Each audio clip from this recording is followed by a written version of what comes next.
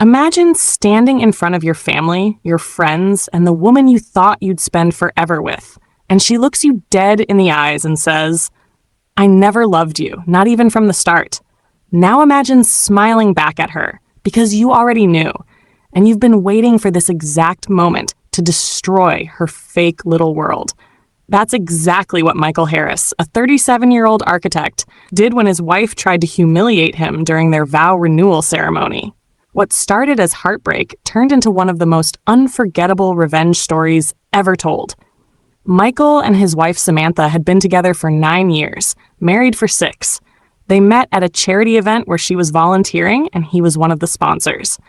She was funny, full of life, and always knew how to make a room notice her. Michael, the quiet, loyal type, fell hard and fast. For years, he gave her everything: a beautiful home, vacations, stability, and endless patience. But lately, something had changed. Samantha had become distant, secretive, always working late or too tired for conversations. Her once loving texts became short, dry replies. Michael ignored the signs at first. He blamed stress, maybe burnout. He tried to reconnect. Flowers, date nights, even suggesting a vow renewal to celebrate their 6th anniversary. Samantha agreed, but with an unbothered shrug. Open quote, "If it makes you happy, sure," she said. Close quote. Michael didn't know why that line hurt so much, but deep down, he sensed something. A shift. So when Samantha started whispering on phone calls, smiling at messages she quickly hid, and dressing up to go out with coworkers, his gut told him the truth. She was cheating. He didn't confront her. Not yet. Instead, he gathered proof quietly: late-night receipts, location history, and finally, pictures from a friend who spotted her at dinner with a man from her office. When Michael saw those photos, something inside him broke, but not with tears, with clarity. He realized Samantha wasn't just disloyal. She was cruelly manipulative. So, he planned his revenge, not in anger, but in silence. The vow renewal was set for a Sunday afternoon at a local garden venue. About 40 guests, family, coworkers, and close friends, attended. Samantha, radiant in her white dress, played the role of the perfect wife. Michael acted along perfectly, calm, smiling, affectionate. But hidden beneath that calm, he had a secret of his own. As the ceremony began, the officiant asked them to share their vows. Samantha went first. Her speech sounded rehearsed and fake, full of generic lines about growth and understanding. People clapped politely. Then it was Michael's turn. He took a slow breath, looked at Samantha, and began.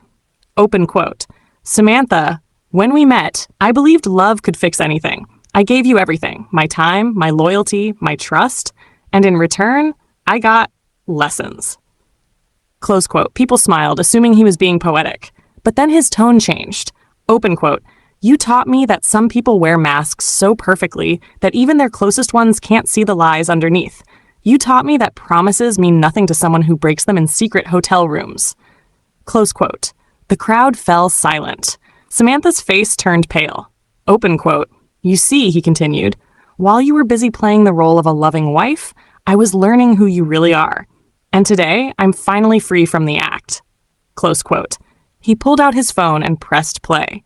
The speakers filled with an audio clip. Samantha's voice, laughing, saying to another man, open quote, "I never loved him, not even from the start. He's just too boring to leave yet." Close quote. Gasps echoed through the crowd. Samantha's hand flew to her mouth. Her parents looked horrified.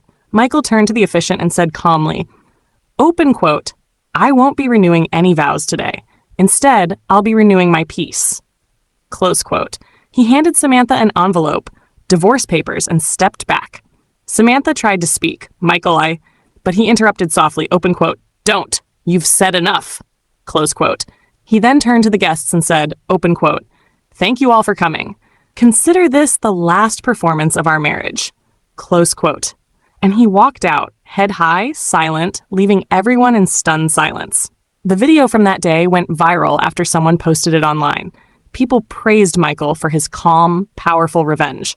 Samantha's company quietly let her go after the scandal, and she tried to reach out weeks later, begging for forgiveness. But Michael had already moved on. He sold the house, traveled, and started his own firm in another city. His peace was louder than any words she could ever say. Months later, he received a short message from an unknown number. Open quote, "You destroyed me." Close quote. He replied simply, open quote, "No, you destroyed yourself," close quote. And that was the end. Because sometimes revenge isn't shouting or breaking. It's standing tall while the person who betrayed you crumbles under their own lies. If you liked the video, please subscribe and turn on notifications.